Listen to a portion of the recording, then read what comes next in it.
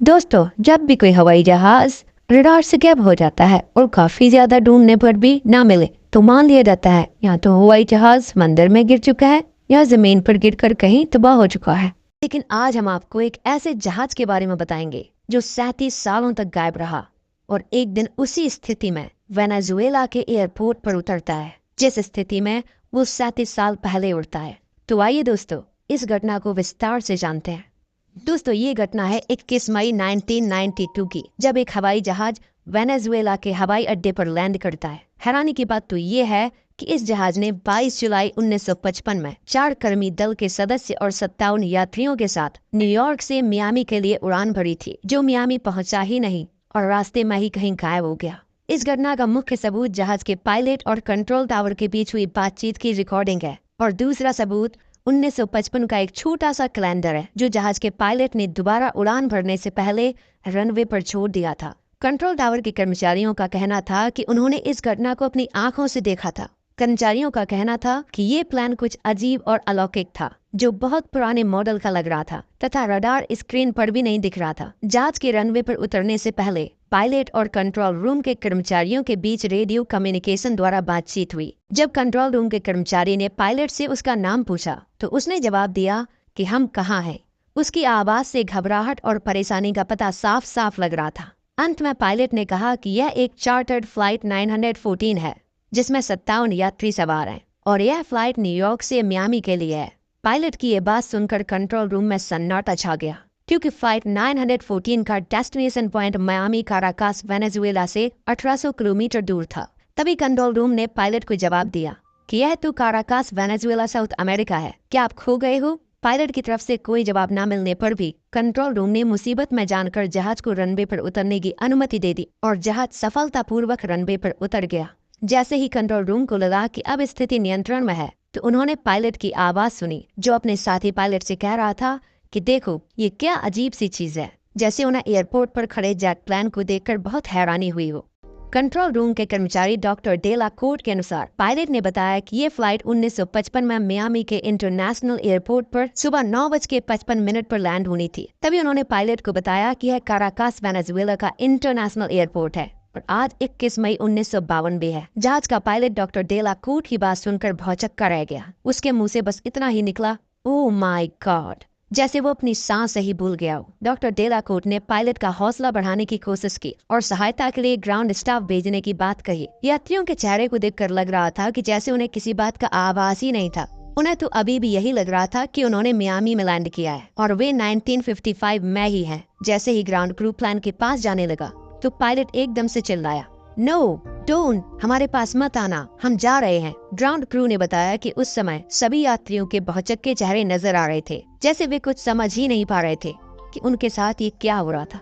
Pilot दूर से ही ground staff को हाथ से इशारा कर रहा था और कह रहा था, दूर जाओ यहाँ से। डॉक्टर कोर्ट के अनुसार उस समय पायलट के हाथ में एक फाइल थी और वह फाइल को हिलाते हुए ग्राउंड स्टाफ को वापस जाने का इशारा कर रहा था। शायद यही वो समय था जब वह छोटा कैलेंडर रनवे पर गिर गया जो उन्हें बाद में मिला। पायलट ने अफरा तफरी में जहाज का इंजन स्टार्ट किया और प्लेन को फिर से उड़ा ले गया। बाद में कंट्रोल टावर के रेडियो में रिकॉर्ड हुए वार्तालाप और उस कैलेंडर को सरकार द्वारा जब्त कर लिया गया। दोस्तों, इस घटना के पीछे का रहस्य अभी भी अनसुलझा है। जानकारों का मानना है कि या तो यह कोई अलौकिक घटना थी या फिर यह जहाज टाइम ट्रैवल करता हुआ 1955 से 1952 में आ गया था। ये बहुत ही हैरान कर देने वाला किस्सा है। हैरानी की बात यह नहीं है कि ये जहाज 37 वर्षों तक गायब रहा, बल्कि ये कि जो यात्री जिस अवस्था में गायब होते हैं उसी अवस्था में मिलते हैं, यानी समय के बीतने का उनकी उम्र पर कोई प्रभाव नहीं पड़ता। आखिर टाइम ट्रैवल क्या है? दोस्तों, टाइम ट्रैवल यानी समय यात्रा, यानी जो समय में यात्रा करता हो। समय में यात्रा करता हुआ आदमी वर्तमान को पीछे छोड़कर भविष्य में पहुंच सकता है और वर्तमान को छोड़कर भूतकाल में भी पहुंच सकता है।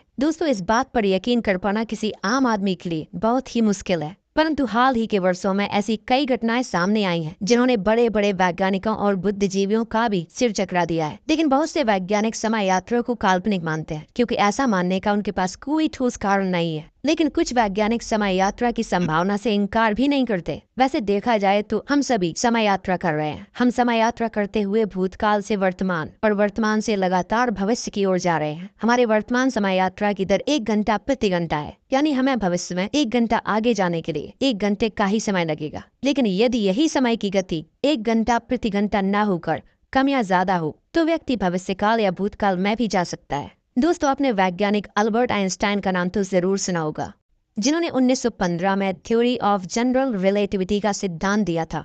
इस सिद्धांत के अनुसार समय हर परिस्थिति में एक ही गति में नहीं चलता, यानी समय की गति परिस्थिति के अनुसार कम या ज्यादा होती है। जैसे नदी के पानी की रफ्तार कहीं कम तो कहीं ज्यादा होती है, उसी प्रकार परिस्थिति के अनुसार समय की रफ्तार कहीं कम तो कहीं ज्यादा है। जैसे इस समय मेरा समय जिस गति से चल रहा है, हो सकता है कहीं और इसी समय की गति कुछ और हो, यानी जिस जगह समय की गति प्रकाश की गति से भी कई गुना तेज होती है, वहाँ वह व्यक्ति वर्तमान समय से भी आगे भविष्य में चला जाता है। यानी एक उदाहरण के लिए, आप किसी तेज रफ्तार वाली रेल या जहाज में यात्रा कर रहे हैं। आपके लिए समय बाहरी दुनिया की अपेक्षा धीमा हो जाएगा और जब आप उस रेल या जहाज से बाहर निकलोगे तो आप भविष्य में पहुंच जाओगे। हालांकि इतनी कम गति में चलने की वजह से आप 1 सेकंड के करोड़वें हिस्से जितना ही पहुंच पाएंगे। ये मैंने एक उदाहरण दिया है, जैसा कि मैंने पहले आपको बताया कि प्रकाश की गति के समान तेजी से चलने वाली किसी अंतरिक्ष में यदि कोई 50 साल का व्यक्ति यात्रा करता है तो वह व्यक्ति जब 1 साल बाद वापस पृथ्वी पर आता है तो पृथ्वी पर 60 साल बीत चुके होंगे, यानी वह व्यक्ति भविष्य में पहुंच चुका होगा। यानी उसकी उम्र भी अभी 51 वर्ष ही हुई है, लेकिन वह पृथ्वी के समय की 60 वर्ष आगे की दुनिया देख चुका होगा। अर्थात पृथ्वी के समय के अनुसार उसकी उम्र अभी 110 वर्ष हो चुकी होगी, लेकिन हकीकत में उसकी उम्र अभी 51 वर्ष ही हुई होगी, क्योंकि वह व्यक्ति अंतरिक्ष में 1 वर्ष ही रहा, यानी उसकी उम्र 1 वर्ष ही आगे हुई है। इसका कारण बस समय की गति है। जिस समय वह व्यक्ति अंतरिक्ष में यात्रा कर रहा था तब अंतरिक्ष के समय की गति पृथ्वी के समय की गति से लाखों गुना तेज थी, मगर ये व्यक्ति वो अनुभव नहीं कर पाया। जैसा मान लो कि हम किसी तेज गति की ट्रेन में बैठे हैं, लेकिन जब तक कि हम ट्रेन की विंडो से झांककर नहीं देखेंगे हमें ट्रेन की गति का अनुभव नहीं होगा। शायद ऐसा ही कुछ उस प्लेन के साथ हुआ होगा। 22 जुलाई 1955 को जब उसने न्यूयॉर्क से उड़ान भरी तो मियामी के लिए ये सफर मात्र 3.5 घंटे का था। बाद में शायद वह जहाज एक ऐसे टाइम जोन में पहुंच गया होगा जहां समय की रफ्तार सामान्य गति से लाखों गुना अधिक होगी और 37 साल बाद भी उन्हें ऐसा लग रहा होगा जैसे वो अभी 3.5 घंटे के सफर में ही है। आइंस्टाइन के सिद्धांत से पहले सभी को यही लगता था कि ब्रह्मांड में सभी जगह समय की गति एक ही है। आइंस्टाइन के सिद्धांत के पश्चात वैज्ञानिकों ने भी समय यात्रा की संभावना से इनकार नहीं किया। पृथ्वी पर कहीं कहीं समय की गति कम अथवा ज्यादा होने के कारण ही यहाँ समय समय पर टाइम ट्रेवल्स की घटनाएं सामने आती रहती हैं। दोस्तों उम्मीद करते हैं आपको आज की स्टोरी बहुत पसंद आई होगी। तो thanks for watching the video.